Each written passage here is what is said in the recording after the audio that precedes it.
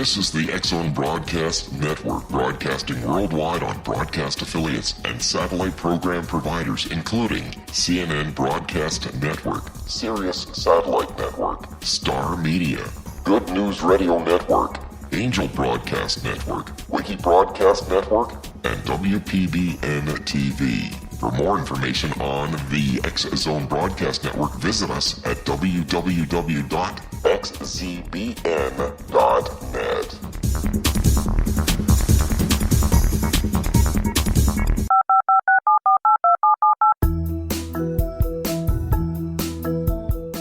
Did you know that when you're on the road with limited data or Wi-Fi, you can still listen to the X-Zone Radio Show with Rob McConnell, The Science of Magic with Gwilda Wiyaka, X-1, Dimension X, Space Patrol, and every minute of the X-Zone Broadcast Network by calling 213-401-0080, courtesy of Audio Now. No smartphone, app, or internet needed. It saves your data plan, and it's free if you have unlimited minutes. Call 213-401-0080 to listen on any phone, anytime, anywhere. Remember, 213-401-0080 for the best of the paranormal, parapsychology, and sci-fi radio programming anywhere, 24/7, 365.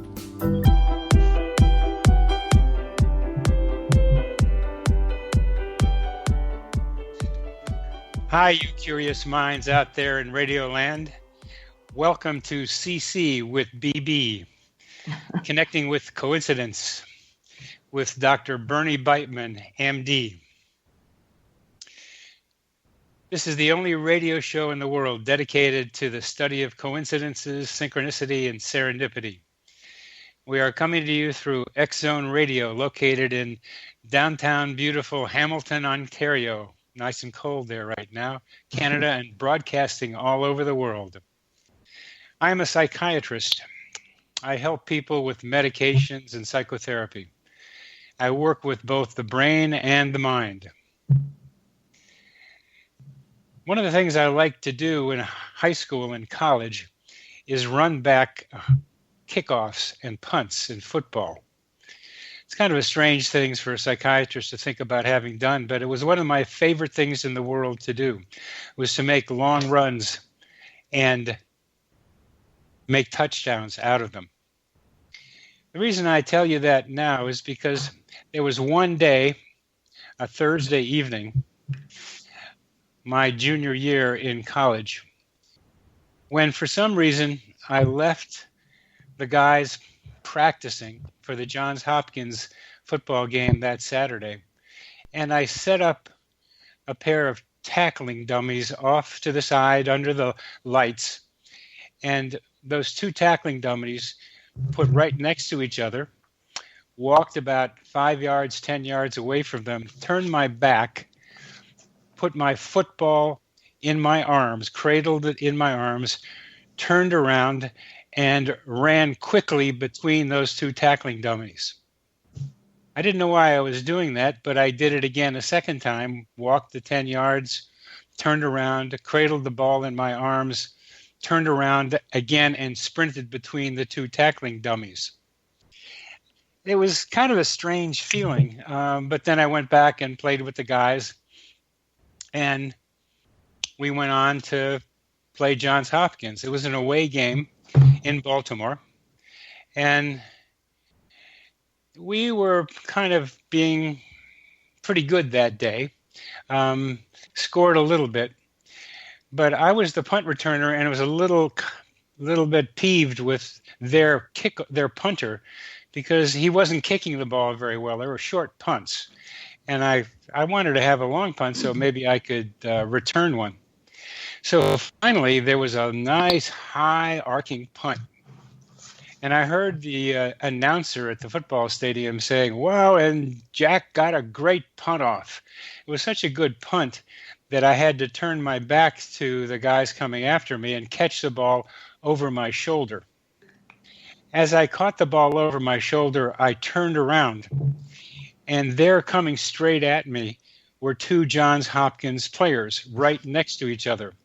just the same way that I had looked at those tackling dummies 2 days before, one right next to the other.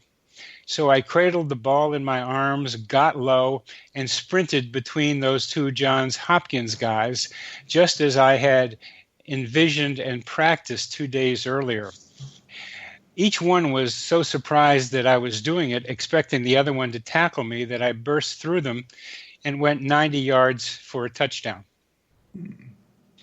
How did it happen that I was able to have some sense that this could happen to me, that I might be able to have an experience that was just like what happened on Thursday? I don't know. I don't know how I did that. It was a kind of feeling of doing something that I just thought was a good idea, kind of a bit of a trance. The reason I tell you about this is because our guests today have just written a book and will publish it soon on the future and our ability to tap into, to sense the future, and our ability to tap into our intuition and read signs from the universe to predict what's to come. Somehow I had been able to do that. This book was written by Rob and Trish MacGregor, who are our guests today. They have been professional writers in both nonfiction and fiction since 1984. And they've also written a very nice book called The 7 Secrets of Synchronicity, which is something that I planned for us to be able to talk about today as well. How was it, I'm going to ask them in our next segment, that I was able to intuitively act out an experience that turned out to be a reality 2 days later? What is it about us, intuitions that enables us to be able to do such things? We will get some answers from them, and also some very other interesting speculations about how human beings can recognize their own intuitive capacity to not only know the future, but to act on what they are able to learn about the future. When we're able to trust the capacity that the MacGregors will talk with us about, we then be able to become more aware of a kind of consciousness that is evolving in the world around us. They are leaders in helping us understand intuitive capacities that have yet to be fully recognized by science. So in our next segment, we will be talking with Rob and Trish, who will give us some great ideas.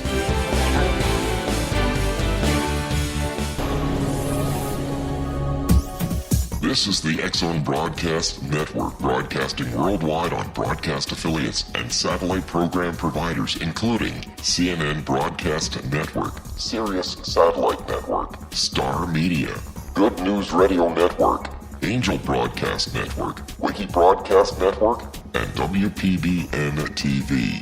For more information on the X-Zone Broadcast Network, visit us at www.xzbn.net.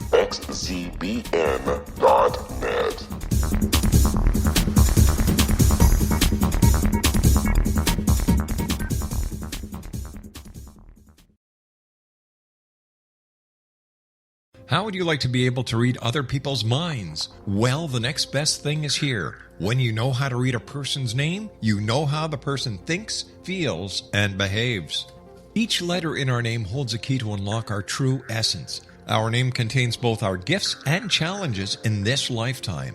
Mnemology science discovers personality secrets hidden in the placement of the letters of our names, including the first and last impression people remember about us. Sharon shows us how to interpret the arrangement of letters as outlined in her book, Know the Name, Know the Person. Sharon Lynn Wyeth created mnemology science after 18 years of research and testing her theories, and has supported thousands of people around the world in understanding themselves and others better. You'll enjoy Sharon's unique teachings as she shares her system to learn the gifts behind your given birth name. Even if you don't like your birth name, there are jewels in this book. If you're thinking of changing your name, ready to name your child, or wanting to get along better with others, this is the book for you. If you'd like to improve your relationships and change your life for the better, get the book today, Know the Name, Know the Person, or visit www.knowthename.com. That's www.knowthename.com. This is the X-Zone Broadcast Network, broadcasting worldwide on broadcast affiliates and satellite program providers, including CNN Broadcast Network, Sirius Satellite Network, Star Media, Good News Radio Network, Angel Broadcast Network, Wiki Broadcast Network, and WPBN TV. For more information on the X-Zone Broadcast Network, visit us at www.xzbn.net.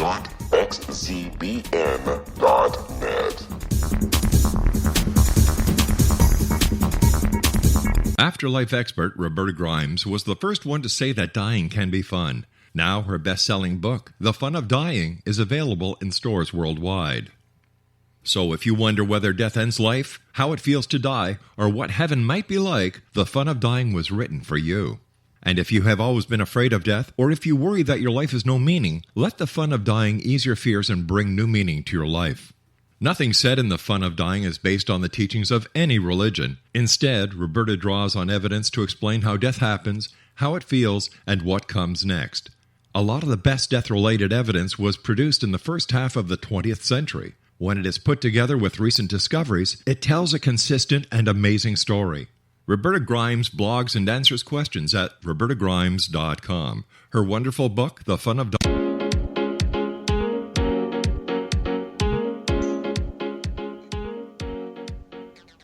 Welcome back to CC with BB, Connecting with Coincidence with Dr. Bernie Beitman, MD. Today we have our very special guests, Trish and Rob MacGregor, who are releasing a book in January, in just a little while, Sensing the Future, How to Tap into Your Intuition and Read Signs from the Universe to Predict What's to Come. Welcome, Rob and Trish. It's a pleasure after all these years to talk directly with both of you. It's great to talk to you, Bernie. Good to hear your voice. Thank you very much. What led you to write this book at this time? We felt compelled. Now, compelled is very important. That's an intuitive sense, and trying to figure out what makes us do what we do is important to me as a psychiatrist and psychotherapist. But what are these compels that you know to respond to? How do you know? This just felt like the right book at the right time. And what kind of experience, Rob, how did it come to you? Well, I guess it could relate it to one of the 7 secrets of synchronicity that we wrote about in that book. And it's about the heart, that synchronicity are deeply entwined with our emotions. And it just felt like this was the time to do that book, taking just one of those aspects of synchronicity and expanding it. We consider precognition and telepathy aspects of synchronicity, so that's how we look at it. Well, I do too, and so did Jung. And just for the fun of talking about word definitions, I'm trying to suggest that we go back to Jung's original definition of synchronicity. Not that he didn't also include a lot of other ideas, but the current Jungian use of the word synchronicity is for those meaningful coincidences that help us develop psychologically, that help us develop our ability to individuate, to become ourselves. That's the current Jungian way of using that term synchronicity. The others, I like to be able to use the way you're talking about it. It's just use the word precognition and use the word telepathy rather than use synchronicity to cover both of them. But on the other hand, it's so important to recognize that coincidences, synchronicities, alert us to these capacities that we don't know we have. What's interesting is if you ask people, just like do a general thing like we did one day at the dog park, I asked a bunch of people if they knew what precognition was, and it was shocking the number of people who didn't. Yes, what we find is that people understand the term premonition or omen, but not necessarily precognition. That's sort of surprised us. And a lot of people have a sort of a negative sense about the term omen as something that they don't really want to see the future because it sounds like it's an omen of something bad. Yeah, ominous. Right. Omen comes from a word meaning bird. Oh, I didn't know that. That's interesting. It's like birds were omens of things happening. Jung described birds flying over a man's house as he was dying. And there are a lot of different stories of birds predicting possibilities. In the book, we describe one such thing involving an owl. We used to live on a lake that had growing owls. They're little birds. And one day, our daughter came running into the kitchen. She said, Mom, Dad, there's this burrowing owl outside my father's room. He was living with us at the time. And the bird only has one leg. So we went running out there, and sure enough, the owl was on a fence. And at first we thought the leg was just drawn up to the body, but part of the leg was missing.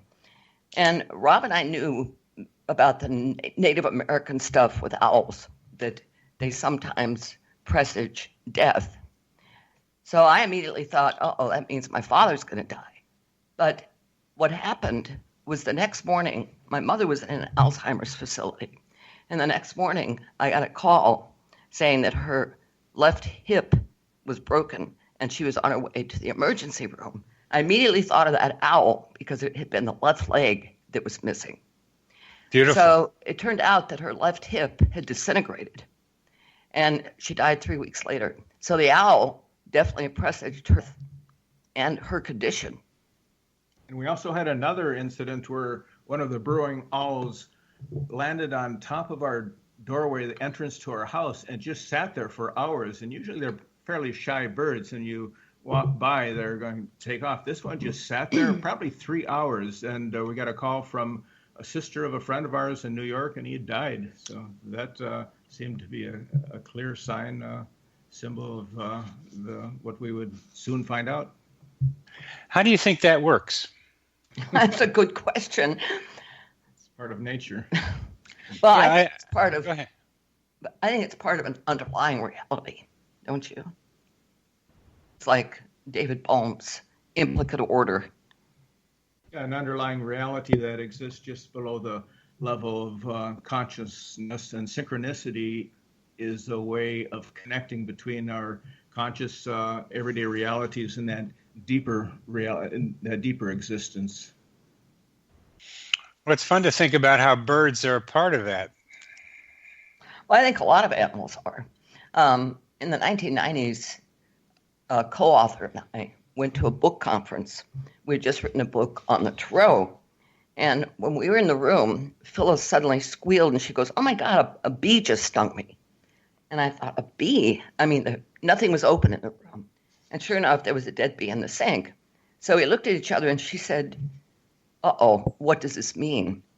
And what it meant was we were going to get stung. And sure enough, our books never arrived. But the bee knew. So how's that work? Well, why do you say the bee knew? Well, in other words, the bee sting, my sense is that we were going to get stung. And so when Phyllis and I went downstairs to where the conference area was, the woman in charge of the conference says, "Oh, ladies, it's so good to see you. Your books haven't arrived, but they'll be here tomorrow." And Phyllis and I knew that the books were never going to arrive because we got stung. So The metaphor. the bee, in essence, played an unconscious role. Right. Yeah, we're so much more connected to our environment, and everybody says that, and we're more, not everybody, but a lot of people say that, but it's such a general phrase that everything's connected. trying to understand the ways in which things are connected is what I'm trying to do. And that B and being stung by the books not arriving are somehow subconsciously connected. They're connected by meaning, which is the way Jung described synchronicity. That it's an acausal connecting principle, which means that the two elements, the bee sting and the books not arriving, are not related causally, but they're related by meaning. And Phyllis and I both recognized it. Now, if we had been less cognizant, it would have just been a bee sting. Yeah, it would have just been a bee sting. In writing this book, what are some of the major ideas you hope to communicate to the people reading? Well, I think the essence is that premonitions, precognition is something that's innate in all of us. It just has to be developed. All of us are not going to become psychic readers or mediums, but we can use, and that's not really what the book is about. It's about using it personally, developing your own abilities, and the first step of that is just awareness and accepting this as an ability. That's a big step for a lot of people. Some people are actually will get angry if you talk about precognition and say this is impossible. This is not the way the world works, because they think that you're saying that it's something that's set in stone, which is not. It's just patterns, that possibilities. Yet we have the sense that those possibilities, once they're imagined, seem more likely. Right. But it's odd that how we somehow sense these things, that there's something going to happen, even though we don't have any proof of it. For example, years ago, we lost a cat. The cat just disappeared, and we had no idea where that cat was. And for some reason, I had this strong sense that I told Trish, that cat will be back by midnight Saturday night. I don't know why I said that, but I just had a strong sensation of it. About 1 minute to midnight, we heard a knock on our door, and there was our next door neighbor holding our cat. She said she had just come home, and the cat was outside your door. She knew it was missing. And so that was a synchronicity and a premonition, a precognition. I don't know why I said that, but I just not only said it, but I just had that feeling, that just a knowing that was going to happen. Well, let's define some of your terms as you like to use them. What's the difference between, for you, synchronicity, precognition, and telepathy? Well, we look at those aspects of the paranormal as being under the umbrella of synchronicity, because there's no acausal effect. And telepathy, of course, is just something that picking up something that is coming to you from another source at the same time. For example, if somebody, you think somebody is going to call you and that person calls, is that a precognition or telepathy? Very close. I mean, it maybe at the time the person was putting in your number is when you thought about that person. So it'd be telepathy. Another case that is both synchronicity and precognition that happened to me is this is an unusual story. It starts with a man coming to my door, and he owned a lawn service, and he asked me if I would be interested in his service to take care of our yard, landscaping, lawn cutting. And I said, no, we already have somebody. And I talked to him for a couple minutes, then he went on his way. A couple of days later, it was winter in South Florida, and I was a big windsurfer at that time, and I went out windsurfing on a lake in our neighborhood, and I made a mistake. I went out with my billfold in the shorts I was wearing, and when I came back in, no billfold. And at first I thought, well, maybe I just left it on the shore in the car. No. I I realized I lost it in the lake. However, again, I had this sense of knowing that I'm going to get back that billfold. And I don't know why. Again, I just was very confident that is going to happen. I made no effort to disconnect any of the credit cards or try to get a new license, because I just had a sense that that was going to. Well, we're coming near to the end of this segment. Let me quickly. So we'll finish this up at the next segment. The question of the lost money, because it's an important question. We all lose money, and we want to be able to find it. So we'll pick it up, and we'll be back after a short break.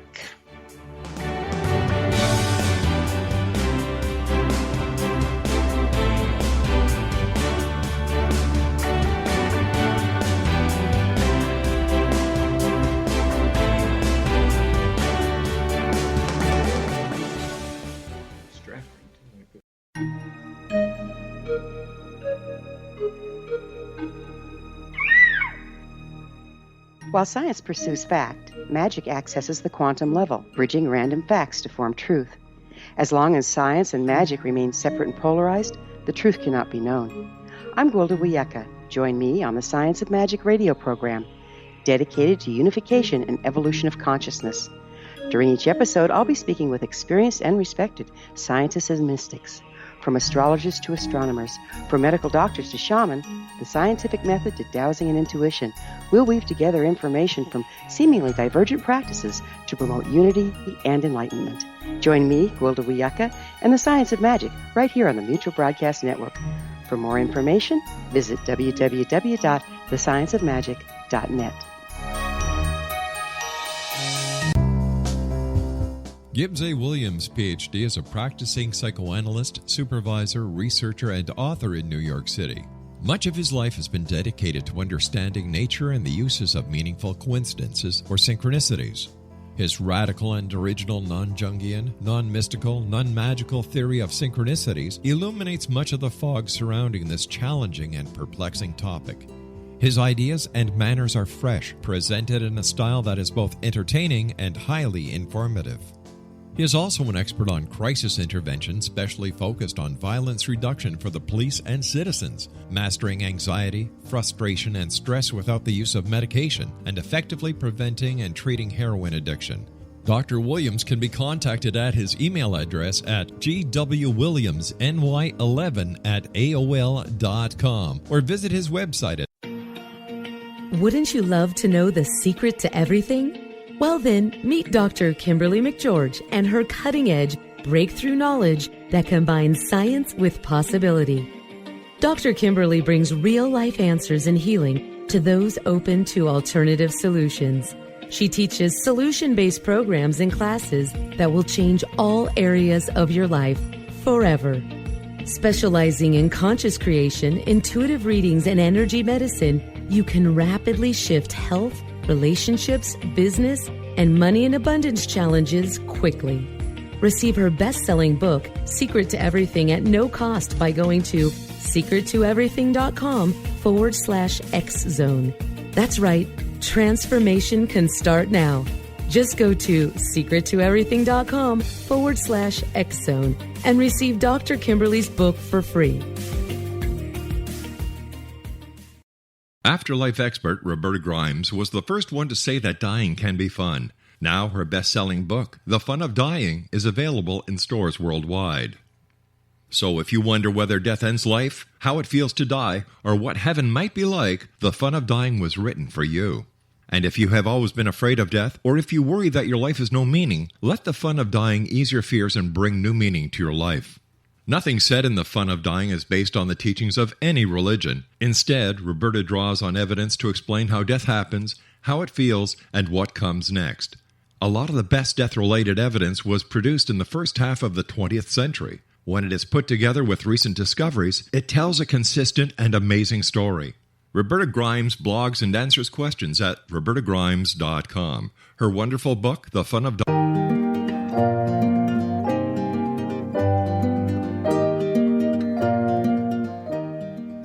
Welcome back to CC with BB, Connecting with Coincidence with Dr. Bernie Beitman, MD.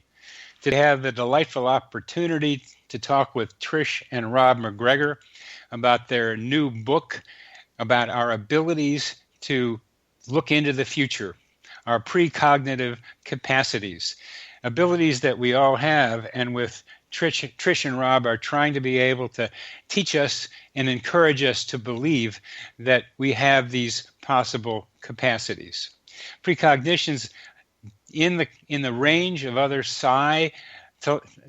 experiences like telepathy and clairvoyance and perhaps psychokinesis, but it's different in that it's about the future rather than something that's happening right now. And we ended the last segment with Rob having lost his wallet out there on the lake somehow, and yet he came back home knowing that it was still there. Somehow he had a sense of peace and confidence that he would be able to find that wallet. So Rob, please pick us up where we left off. Okay, thank you. Rationally, it didn't make any sense that I was going to find that wallet, that it was going to come back to me. But a couple days later, I got a telephone call, and a man said, I found your wallet. And I said, where? He said, I was fishing in this lake with a net, and I scooped it up and pulled it in. Instead of a fish, it was a wallet. And I opened it, saw the money, saw your card, saw your name, and called you. And I was very worried that your body was also down at the bottom of the lake. I'm glad I'm talking to you, he said. And so I went to collect my wallet from him, and it was very surprising because it was the lawn man who had come over. The same man who I started the story talking about, a lawn man who had come to the door and I'd met and talked to him. He's the one who found my wallet. So that's very strange. Well, all the money was still there. Right. And when I picked it up, it was kind of unusual circumstance too. The man was Indian, East Indian, not feather. And I went over to his house, and he was having a party, and there must have been about 50 people there, and the women were all in saris, and they had this Indian food cooking, all the scents of the Indian food. And I was walking around looking for him, and I was the only non-Indian in the place, and just moving around, and people were greeting me and saying, welcome, welcome. And then I found him in the garage talking to a couple men, and he handed me my wallet. And it was just a very otherworldly sense, I guess, as I picked it up, and all the money was there, and we shook hands, and he said, you see, I'm an honest person if you hire me. Wonderful. That was my story. Wonderful. I put that under the full circle kinds of coincidences, right? Where the beginning comes back to the end, kind of like that snake eating its tail. Right. There's a kind of beauty and harmony to that beginning meeting the end, and maybe spiraling off like Saturn into some other spiral that Saturn keeps doing for us. So it's a beautiful story. That the money, not just that the money came back, but that the man was the first and the last part of that story. Right. Go ahead. Well, Robert Moss, in one of his books, talks about his lost wallet. And he was in the bathroom on an airplane, and his wallet fell into the toilet. And he managed to fish it out, before anything got saturated, lost. But he said in his book, he says, if this had been a dream, he would have thought about it more carefully. And he felt it was a precognition about what was going to happen to his money. And sure enough, in 1987, he lost a lot of money. So did a lot of people. Yeah, right. And this, but his point was, in those days, he wasn't as aware of how things in the outer world, the awake world, could be just like a dream, something you should take a closer look at. It's the ones to take a closer look at about that I think are the most challenging for people like you, trying to suggest that precognition is something we should pay attention to. You and I have talked about this before, but a mother has a dream of her child walking to school, and in that dream, the child is hit by a car. And the mother just thinks it's a nightmare and doesn't do anything about it, and the child is hit by a car and is severely injured. It's when do you know what precognitions, what future views to pay attention to and act on, and which ones should you just forget about? Boy, that's a good question. Tell him your dream. Rob had a dream the other night that he was standing in the middle of the road. Oh, yes. Standing in the middle of the road, and suddenly a car was coming at me, and I thought, well, he's going to go around me and stop. But he didn't. He just ran me over. And then in the dream, Trish was saying, talking to somebody, he's paralyzed. And then a bit later in the dream, she said, oh, he's dead. And I was just, had no emotional effect on me at all. It's just a dream. And but when I woke up and told her, she was very shocked by it. So don't go standing in the road. This was at some sort of protest. So I said, we're not going to any protests. Yeah, you hear the stories of people not getting on airplanes and airplanes crashing. And those deserve more study. But as you write in your book, some people have visions or dreams related to mass events, like the sinking of the Titanic and the Boston Marathon and also 9/11.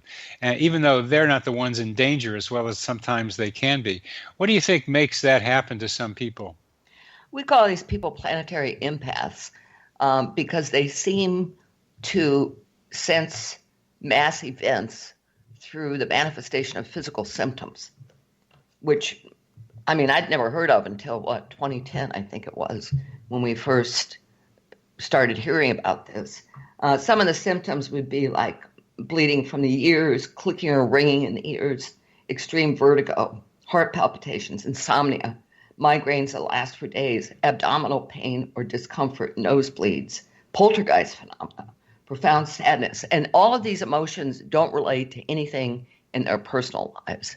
That's part of the equation. They just sense something is coming up, but they don't know what it is or where it is. So it's an experience that is not very helpful and not very pleasant to the person having it, but yet they know something is coming up. And we had one person before that attack, the terrorist attack in Paris, was just telling us there's something coming.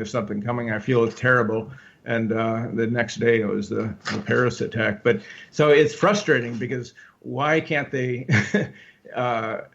pinpoint it? And even if they could they stop it? Could anything be done? That's on especially a person in your own personal life. Yes, you could avoid, if you were in Paris, you could avoid being in the area in the conflict. But as the larger picture, some of these things are just meant to happen, it seems. It's an important distinction that you're raising in my mind here. Those experiences that are physiological, that are physical, and the person can't really pinpoint the source. I had that with my father when he was choking on his own blood 3,000 miles away, and I was choking on something that I couldn't get out of my throat. And I didn't know what that choking was when I was choking, but I found out the next day from my brother that my father had died choking on his own blood. Now that is a physiological experience without knowing the referent, without knowing the source. But there are many people who have experiences where they know that someone is in distress. So a woman, for example, at a party suddenly feels chest pain and anxiety and knows that it's her husband having a heart attack and rushes home to find him and call an ambulance for him. In his book, Telepathic Impressions, Ian Stevenson describes both kinds of of telepathic experiences. Simulpathity is what I call the ones that are like what you just called planetary empaths, where you have an experience and then find out what it might be about. Telepathy used to mean just what we're talking about here. It used to mean feeling at a distance. Distance, pathy, feeling. But I've invented the term simulpathity for the original definition because it's more about feeling than cognition. Telepathy has become more cognitive. So what do you say about the people who do have images and dreams of 9/11, of other disasters, of maybe the Titanic, and then they know what's going to happen, not that they can do anything about it? Well, actually, with the Titanic, a number of people did do something about it. They didn't get on the ship. Yeah, again, they couldn't stop the event from happening, but they could change their own life, change their own futures. Yes. And see, go ahead. Your experience, Bernard, was personal in that it was your father. With these empaths, it's rarely personal. It's there's something coming. It's that sense of foreboding that may not be connected to you at all. And yet, with the Titanic and perhaps airplanes, it is. But it's not personal. It's an event taking place in social reality, not something like a connection between my father and me. Right. But I'm trying to draw a parallel between the two because I love the term you have with planetary empath, because I tend to be somewhat of an empath myself with some of my psychotherapy patients, and I like to see the term expanded into the broader arena because I don't see any reason why it shouldn't be. That's interesting. Well, Jung certainly was empathic with a lot of his patients. I'm trying to. There was one particular case where I believe he was in a hotel room. Yes, and he felt a severe pain in the front or in the back of his head. Yes, and had been shot. The man had shot himself and shot himself through the back of the head.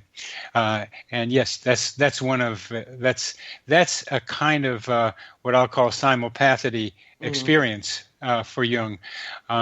Another illustration of his ability to feel with what other people are feeling. Bernard, I'm wondering, have you looked into the aspect of the trickster related to synchronicity?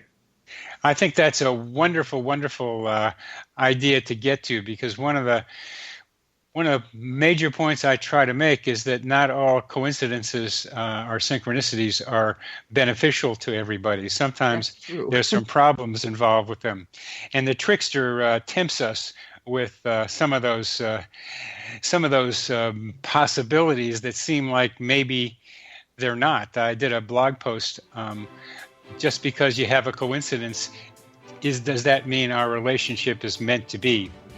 And maybe it isn't. So we'll get back to that subject, the trickster, because it's so much fun to think about the trickster throughout cultures and in our own culture here too. So I've got a good trickster story too. Good. We'll go to it, and we'll be back with you, Rob and Trish MacGregor, after this short break.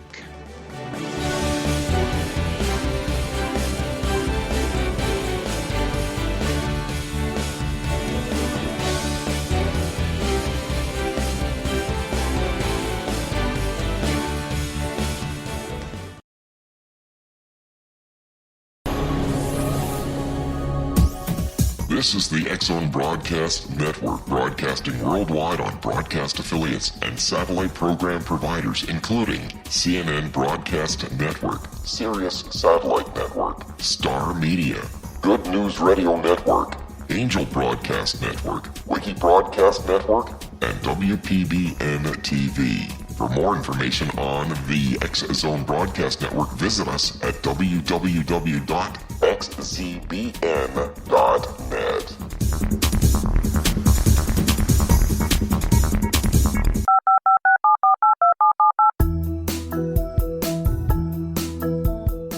Did you know that when you're on the road with limited data or Wi-Fi, you can still listen to the X-Zone Radio Show with Rob McConnell, The Science of Magic with Gwilda Wiyaka, X-1, Dimension X, Space Patrol, and every minute of the X-Zone Broadcast Network by calling 213-401-0080, courtesy of Audio Now. No smartphone, app, or internet needed. It saves your data plan, and it's free if you have unlimited minutes. Call 213-401-0080 to listen on any phone, anytime, anywhere. Remember, 213-401-0080 for the best of the paranormal, parapsychology, and sci-fi radio programming anywhere, 24/7, 365.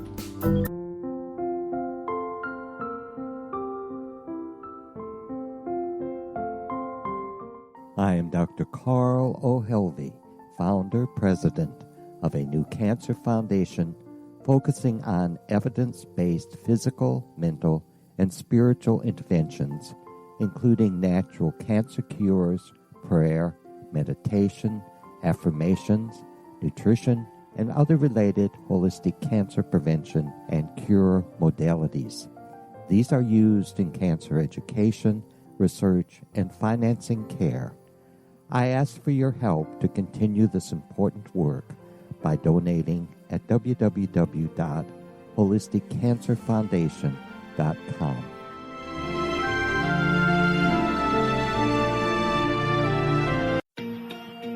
Wouldn't you love to know the secret to everything? Well then, meet Dr. Kimberly McGeorge and her cutting-edge breakthrough knowledge that combines science with possibility. Dr. Kimberly brings real-life answers and healing to those open to alternative solutions. She teaches solution-based programs and classes that will change all areas of your life forever.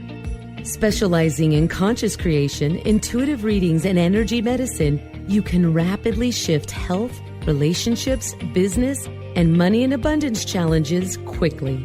Receive her best-selling book, Secret to Everything, at no cost by going to secrettoeverything.com/X-Zone. That's right. Transformation can start now.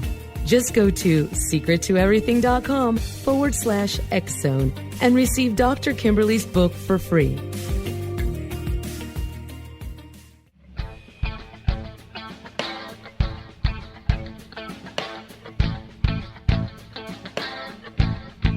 What Happened in Benghazi is revealed by Nicholas Genix, author of Obama, Islam, and Benghazi. He informs the American people that President Obama deceived them by advocating a strong foreign policy prior to the 2012 presidential election, and Hillary Clinton supported this deception. As the title infers, there is a connection between Obama, Islam, and Benghazi. Ample evidence informs Americans that Obama's early indoctrination in the Quran developed an affinity for Islam, why the Quran is the source of discontent in many countries, and why the Obama foreign policy deception led to poor military action and caused the loss of American lives in Benghazi. Genix provides 36 questions for the Select Committee on Benghazi to validate if Americans are justified to mistrust President Obama and Hillary Clinton. An overview of Obama, Islam, and Benghazi is presented on the website www.futureofgodamen.com. That's www.futureofgodamen.com. You're listening to the X-Zone Broadcast Network, www.xzbn.net.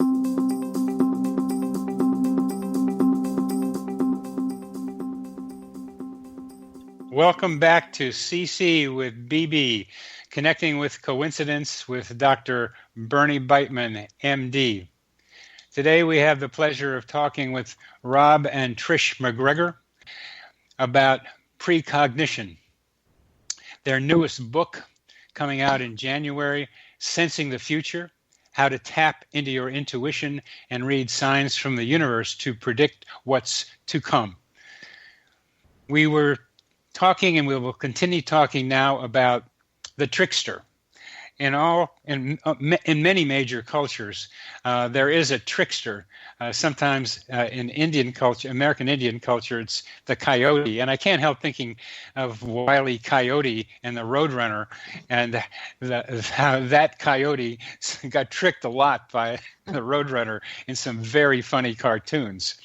But here we'll talk about how the coyote or the trickster in its many different forms can trick us in terms of presenting coincidences or synchronicities to us, which may not be exactly what we think they could be. Rob? Yeah, I have a story. In 2005, I wrote a book called The Fog. I co-authored it with Bruce Gernon. The Fog is a story about the Bermuda Triangle. And this man had approached me for, I had met him in the gym and where I worked out, and he had kept after me, telling me about his experience of the Bermuda Triangle, and he wanted to write a book about it. He had a manuscript, and I kept putting it off. And finally, I said, okay, I'll take a look at it. And so I worked with him, rewrote the manuscript, and got a contract. And so the Fog came out. And after the Fog came out, we were both invited to go to Andros Island in the Bahamas, which is part of the area of the Bermuda Triangle, with UFO hunters, cable documentary show. And UFO Hunters was doing something on the Bermuda Triangle and on Andros Island, which is the home of a secret Navy base called AUTEC, which is the Atlantic Undersea Test and Evaluation Center. And supposedly they work a lot with torpedoes and sonic experiments in the air and underwater. But there's a whole mythology about this secret base, that they're doing something else, and that it's may be related to UFOs, because there's been a lot of sightings around there and of USOs as well, underwater unidentified objects. And so we were invited there, and we were interviewed on the beach by Bill Burns, who is the head of the three people who are the main characters in the series of shows. And we did our interviews, and then we had finished, and Bill came up to us and said, "We're going over to the base. We've been trying to get into the base to see the commander or get a tour." And he said, "Our producers have attempted numerous times to contact them, and they never respond. They don't deny us access, but they just don't respond at all. So we're just going to go up there. And you want to come with us?" So Bruce and I said, "Sure." So we hopped in this Jeep, and we all headed over there with the camera crew. And as we drove up, we stopped about maybe 100 yards away from the entrance, got out and got everything together. And suddenly this Black Hawk rises up, the chopper, and hovers right over the gate. And so Bill said, that's going to be interesting for this. We're going to lose our sound if that chopper just hangs there. Then 2 police cars arrive. Instead of driving directly towards the gate, they came crosswise and parallel to the gate, blocking it. And we were walking closer and closer, and Bill suddenly stops and said, "I got the feeling they're not interested in having us as visitors here." So we backed off, and that seemed to be that. No interview with the commander, no tour, and so we went our ways and went back home. So 4 months later, Trish and I are helping our daughter move to college, into her college dorm room. We're in Sarasota, Florida, on the opposite coast of Florida from where we live. And we'd been working all day, and we decided to go downtown and relax, and went into this bar restaurant where there was some live music playing, band playing some old songs from the 60s and 70s. And it was very crowded. It was a Friday night. There was only 2 spaces left on a high top table, and so we moved in there, and there was a couple sitting across from us. And so when the music stopped, we just started talking with the couple a little bit. And unbelievable as it seems, the man sitting across from me was the commander of AUTEC, and he had just retired. And so we started talking, and I told him about the show, and he was very fascinated, very interested, but also very closed-mouthed about exactly what's going on there. But he was very friendly, and very curious. And so it was just an unusual synchronicity. So usually a synchronicity is something you think about and it materializes in a physical event in the real world. But this is something that was 4 months apart, and it also was the result of an action, a goal. We attempt to contact this person in the physical world, and then it manifests in a very strange way 4 months later. So that's a different kind of synchronicity and a trickster synchronicity. Why do you call it trickster? Because it was like a joke on us.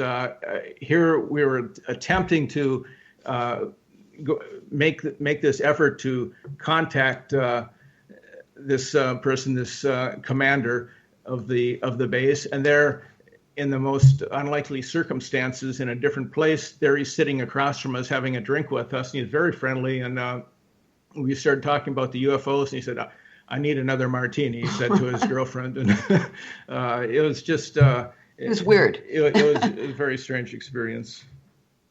It was a trick because you got what you wanted, but you still didn't get what you wanted. You didn't exactly. That was the trick. It was almost like a repetition of the helicopter and the police cars blocking the gate. You were near, but still very far away.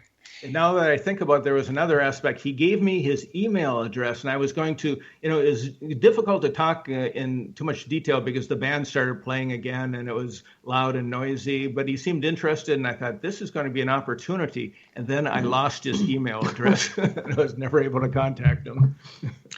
Now that's a trick. Yeah, right. You played on yourself because here he gave you his email address, which meant maybe he would continue talking with you. Right.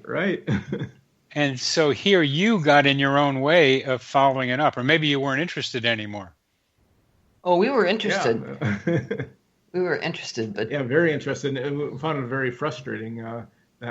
You got in...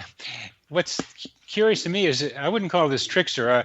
The trickster ones are ones that fool you into thinking it's one thing, but it really turns out to be something else. Like our relationship is meant to be because of all these coincidences. That's a kind of a trickster thing. This is you asked, you didn't get it the first time, you got it the second time.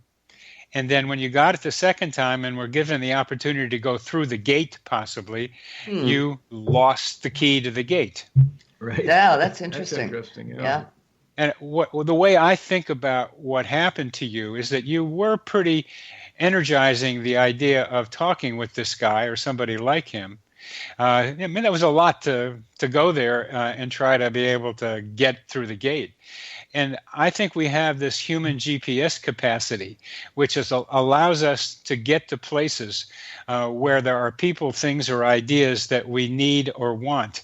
But we get there without knowing how we got there. It's something like what you're talking about with precognition. It's something intuitive, but it's more behavioral than it is kind of emotional or intellectual or cognitive.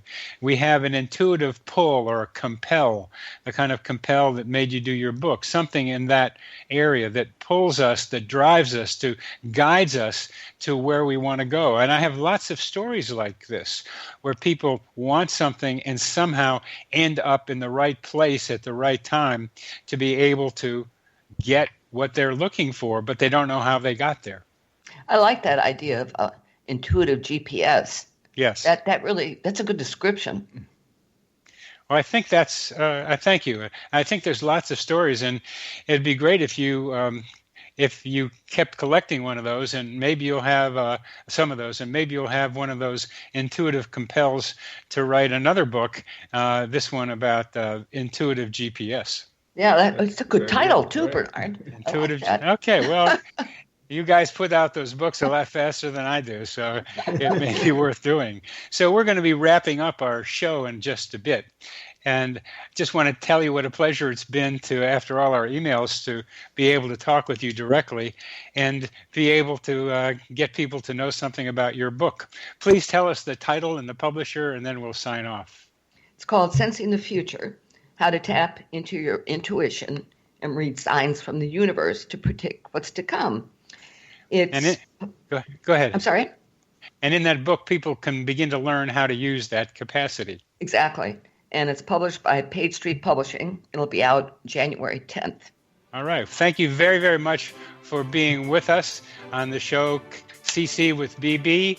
Until next time, more coincidences. Bye-bye.